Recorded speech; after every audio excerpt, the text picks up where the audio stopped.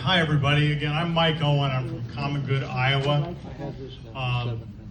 We were formed 5 years ago. A real smart deal. We formed an organization in the middle of the start of the COVID pandemic.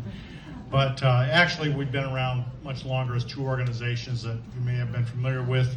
The Iowa Policy Project up in Iowa City and the Child and Family Policy Center in Des Moines. So we've been working together for over 20 years and then merged as this organization. We are nonpartisan and nonprofit, and we work a lot on fiscal issues and try to connect the dots to the services and the budget questions that are related to those fiscal issues. And that's what we're doing here today. It's kind of treacherous because, you know, I always have to try and keep the millions and the billions and the trillions straight in my head. My wife asked me the other day what our phone bill was, and I said it was $4.5 trillion. And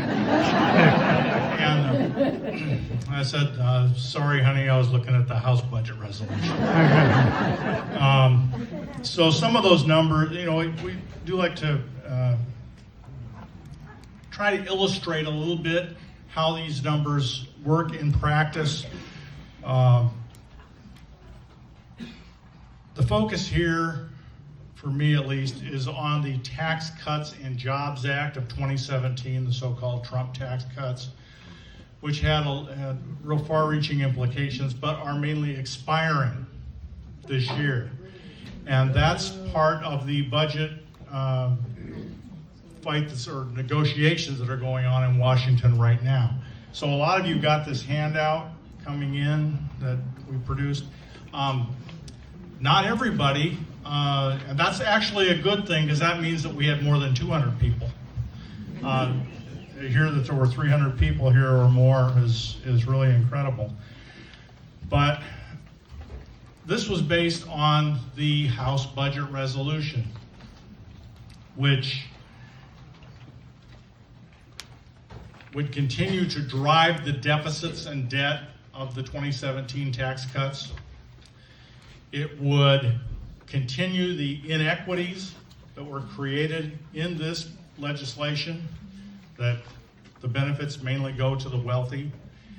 And it has very serious implications for a lot of the very important services that we have in our country, many of which have been discussed here and will be discussed. And we're talking especially about Medicaid and about SNAP and nutrition programs, and of course, you know, really everything in the budget, student loans, conservation programs, you name it.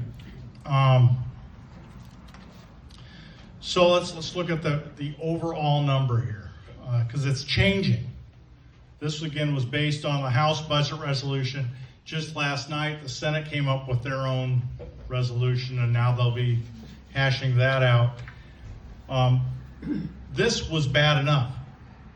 We focused on the House resolution as opposed to the Senate one because the implications were a lot more serious in the House budget resolution compared to the previous Senate resolution.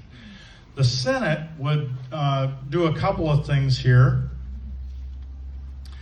It would make the cost of the tax cuts, it would raise them from $4.5 trillion that I just mentioned, that was not our telephone bill. It would raise it to $5.3 trillion. This is over about 10 years.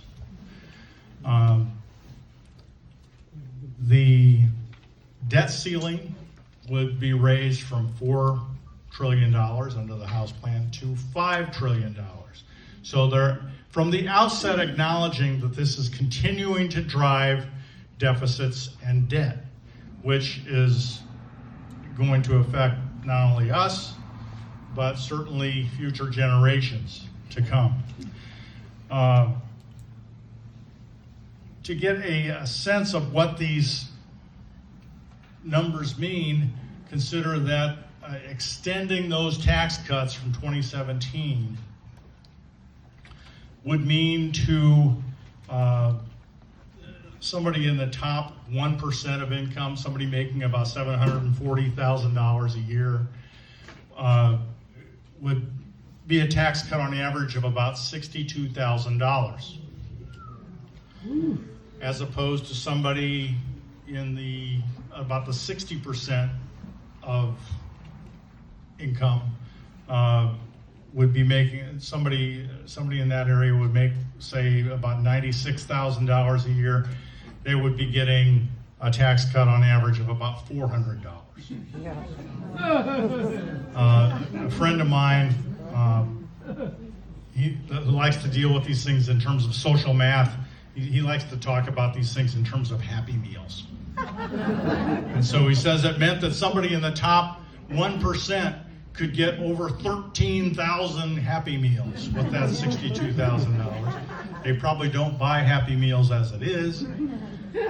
Whereas somebody at that lower level I just mentioned, somebody making $96,000 a year, would, with their tax cut, be able to get a Happy Meal about once every 4 days. So it's just kind of a good illustration of how these things work. So that's really on the inequity in this, is that out of that roughly 3.6 trillion that would be used to pay for, 3.8 actually now, that would be used to extend those tax cuts, half of it, or at least 49%, so I'm going to call it half, would go to the top 5% of earners in the country. The bottom 95% get the rest. So we have something that's going to create a lot more debt. It's something that's going to be inequitable. And the most important piece of this is the third one, the connection to the things that we do with the money that is raised from taxes. You know, the only reason we have taxes is to provide services with them. Yeah. And everybody in the room has probably 2 or 3 that they're especially interested in. The bills that are out there now would enable these kinds of tax cuts by cutting critical services. Right. Yeah. Of course. In the House resolution, it assigns about $880 million. Billion. Excuse me, thank you. Billion. Millions and billions. And trillions. So you got about $1.1 trillion out of those would have to come from Medicaid and SNAP, the committees that govern those programs. And that's where it's going to get hit. So there is no way that those, you want hands off Medicaid, it's not going to happen in this bill. It has to hit Medicaid the way this bill is structured. So that's where we connect the dots on this. I just wanted to close by saying, feel free to go to our website, commongoodiowa.org. We try to put up information. We deal with a lot of organizations that crunch numbers as well, people we trust, and we try and get that information out there.